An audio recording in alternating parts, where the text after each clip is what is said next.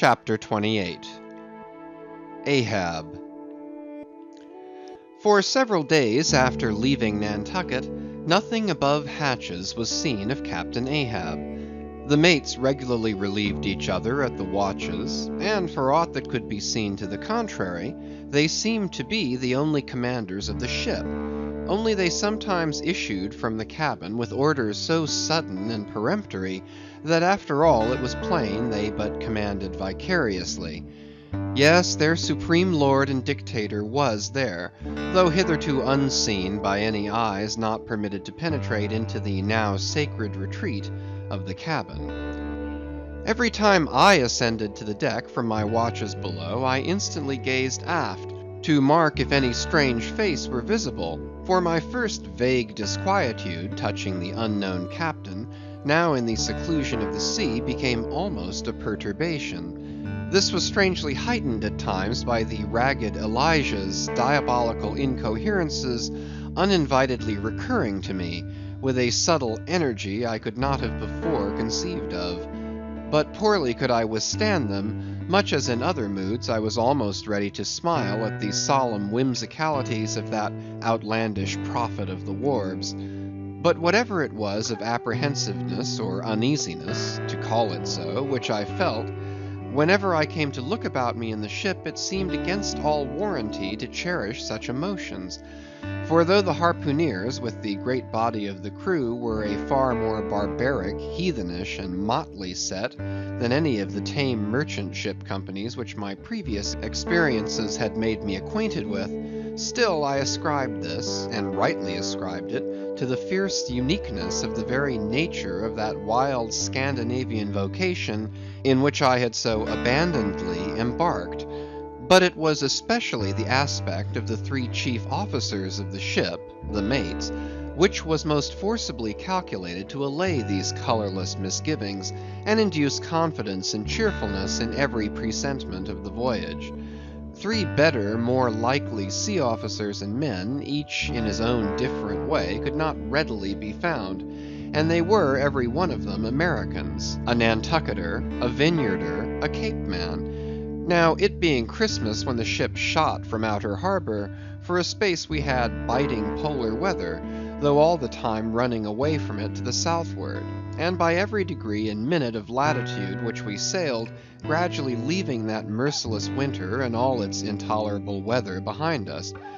It was one of those less lowering but still gray and gloomy enough mornings of the transition, when with a fair wind the ship was rushing through the water with a vindictive sort of leaping and melancholy rapidity, that as I mounted to the deck at the call of the forenoon watch, so soon as I leveled my glance toward the taffrail, foreboding shivers ran over me. Reality outran apprehension. Captain Ahab stood upon his quarter-deck. There seemed no sign of common bodily illness about him, nor of the recovery from any.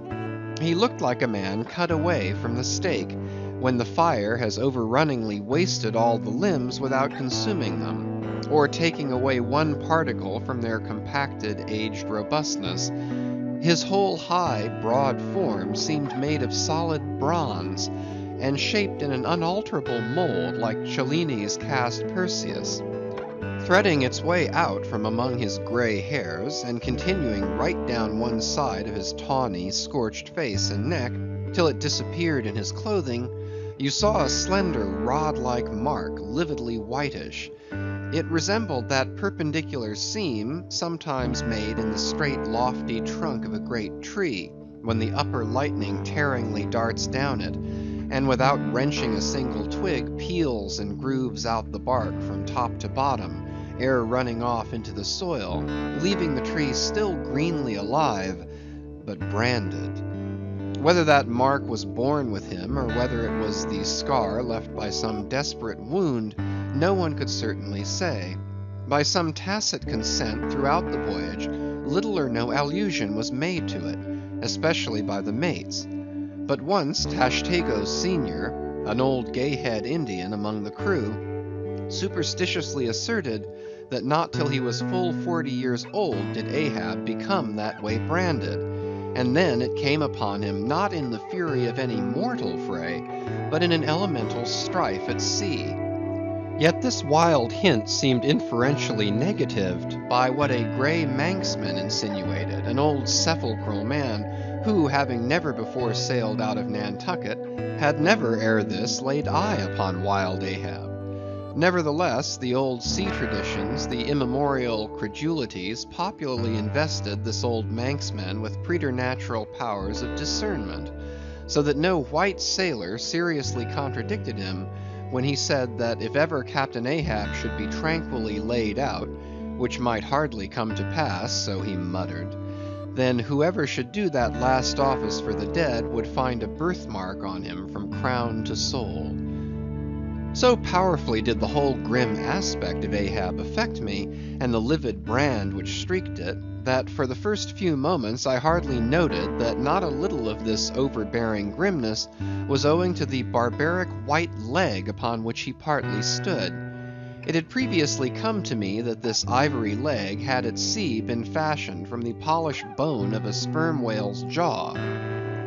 Aye, he was dismasted off Japan, said the old gay-head Indian once, but like his dismasted craft, he shipped another mast without coming home for it.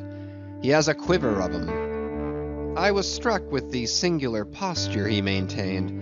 Upon each side of the Pequod's quarter-deck, and pretty close to the mizzen shrouds, there was an auger hole, bored about half an inch or so into the plank. His bone legs steadied in that hole, one arm elevated and holding by a shroud, Captain Ahab stood erect, looking straight out beyond the ship's ever-pitching prow. There was an infinity of firmest fortitude, a determinate, unsurrenderable willfulness in the fixed and fearless forward dedication of that glance. Not a word he spoke, nor did his officers say aught to him, though by all their minutest gestures and expressions they plainly showed the uneasy, if not painful consciousness of being under a troubled master eye. And not only that, but moody, stricken Ahab stood before them with a crucifixion in his face, in all the nameless, regal, overbearing dignity of some mighty woe. Ere long, from his first visit in the air, he withdrew into his cabin. But after that morning he was every day visible to the crew, either standing in his pivot hole, or seated upon an ivory stool he had, or heavily walking the deck. As the sky grew less gloomy, indeed began to grow a little genial, he became still less and less a recluse, as if when the ship had sailed from home, nothing but the dead wintry bleakness of the sea had then kept him so secluded. And by it came to pass that he was almost continually in the air. But as yet, for all that he said or perceptibly did on the at last sunny deck, he seemed as unnecessary there as another mast. But the Pequod was only making a passage now, not regularly cruising.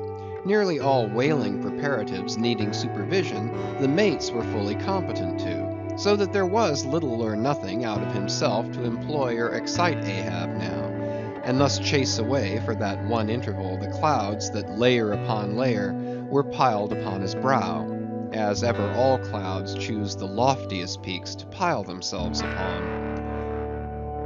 Nevertheless, ere long, the warm, warbling persuasiveness of the pleasant holiday weather we came to seemed gradually to charm him from his mood.